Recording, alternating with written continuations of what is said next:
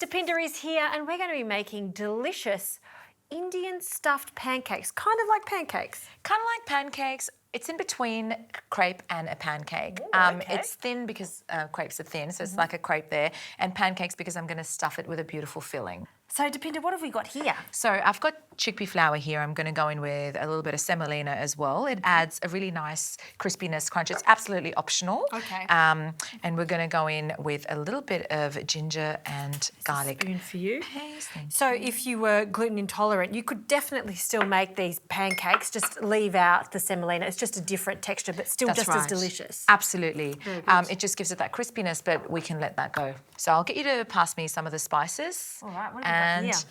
I've got some turmeric, some red chilli powder, a little bit of black salt. Oh, I've never used that before. Again, it's an optional ingredient, but it adds that really nice depth of flavour. And I've got some carom seeds over there. Carom seeds, love it. There we go. And we'll go in with a little bit of yoghurt. Okay, how much yoghurt would you like for this? I generally, at home, I use about a quarter of a cup, so a couple of tablespoons, Okay. and that will do it. So 1, that'll do. 2. That's perfect. And we're going to give it a really nice mix, and we're going to go in with water. I'll get you to add a little bit at a time. Okay. And what we're looking for here is a really smooth batter consistency, not too thin, but yet pourable. Okay. Yeah. So that is kind of smooth now. So now we got to be careful in terms of how much water we're adding. Yeah, you can always add a little bit more later on, as opposed to if it's That's too exactly wet. right. Then it's... So we're going to rest this for about 5-10 minutes Yep. until we make our pea stuffing, and then we're going to readjust the consistency. Sounds good. I'll put that to the side. Perfect. All right, what have we got in our delicious filling? Okay, so we're going to do our pea and potato stuffing. Yes. I'm going to go in with a bit of oil. Yep, so we're using safflower, but you could use some veggie if That's you like. right. That's absolutely right. So next we go in with the cumin seeds. Great. Yes, a nice and hot pan. I'm going to go in straight with the onions. Okay. And you really want to add those spices first, don't you? That's right, Yeah. to release as much flavour as possible in the hot oil. The whole Again, spices in particular go first. absolutely, Yeah. spot on. So I've got the onion there. I'm going to turn the gas down to medium heat. Yep. So as the onions are cooking, I'm going to add in the ginger and the garlic paste together with the onion. The next thing I'm going to add is some of the peas. Okay. So lots of peas for this is the main ingredient in the filling.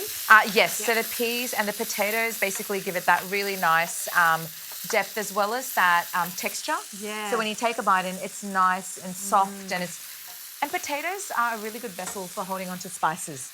They so are, aren't they? Like Absolutely. sponges. They just suck up They all the soak it all in. Yeah. Yeah. Yep. We're going to go in with our powdered spices. So I'll show you what I've got here. Okay. So I've got some coriander powder, some cumin powder. We've got amchur, which is dried mango powder. And then I've got some garam masala and some chaat masala. Again, chaat masala is optional, but it really elevates the flavour and it adds that extra zinginess and spice, a little bit of spice. And then, of course, good old mate, red chilli powder. Red chilli. You've got a little bit there, not too much. Not too much. Too much. So I'm going to go in with the spice powders. Yes. If you could help me out with some green chilli, that would be wonderful. Green chilli coming up. Yeah. Seeds or no seeds? No seeds. No seeds. Yeah, we want that heat, but not too much. Yeah. So there we go. So the spice powders have now coated the peas really nicely. I'm going to roughly mash them with the back of my spoon. All right. So the next thing I'm going to add is some boiled potatoes, roughly mashed up. You can just add them boiled, whatever you like. So now we really have to work together to incorporate this in there with the peas. And don't forget the chilli. Absolutely beautiful. Just while I mix this one, could I just get some lemon and coriander? Lemon coming up. Just juice of what, half? Half a lemon. Half a lemon. Squeeze straight in. That's it. Okay. And I've noticed there's quite a heavy amount of spice in there. That's traditional to add that much.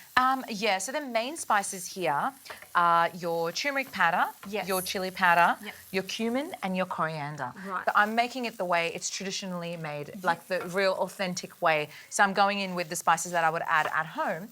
But by all means, if you prefer less heat or less spice, Yep. you can go in with less spices as well. And this is why I love all my chefs and cooks that come on the show to see how it's really done the authentic way. That's So you right. really taste the difference. And then after that, you can pick and choose how you Absolutely. like to do it. Okay. So I'm going to add in a pinch of salt. Okay. Season. That's it. And we can go in with our coriander. Gee, it Beautiful. smells so good with those spices. So what I've done now, I've turned the gas off and I'm just going to mash it together and that'll just bring the filling together. We're not going to go in too hard with the coriander. We want it to stay fresh.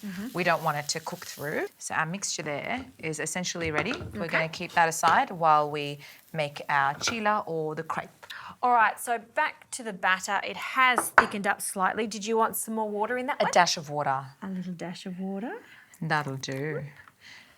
And we're good to go. We're absolutely good to go. Okay, I'm just going to go in with a little bit of seasoning before we start making these. Okay. Seasoning is key, especially when you're using all those spices. I agree. Yeah. Okay, let's get on with making these. Okay. Alrighty, I'm going to stop these two. Okay. Large pan for this. Large pan, heavy bottom if possible. I'll get you to pass me that little bowl of water. I've got half an onion over here. Yes. And what I'm going to do is with a fork. Okay. Does it have to be a red onion? I've always used a red onion. Follow the rules. Red onion for this. And that's all we do. That's it. Okay, so I'm just going to do it a couple of times. Yep. Onion, water.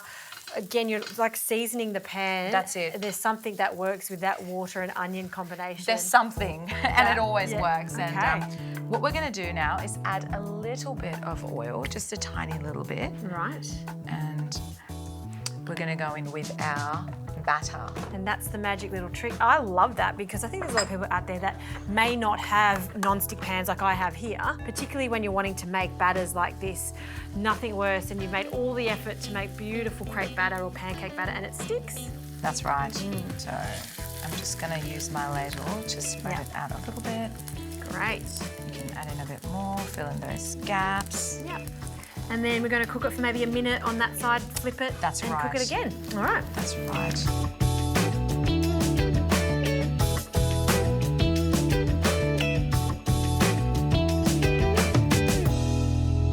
Okay, now we're going to stuff our pea filling. So good. Smells nice, doesn't it? Oh, it does, yeah.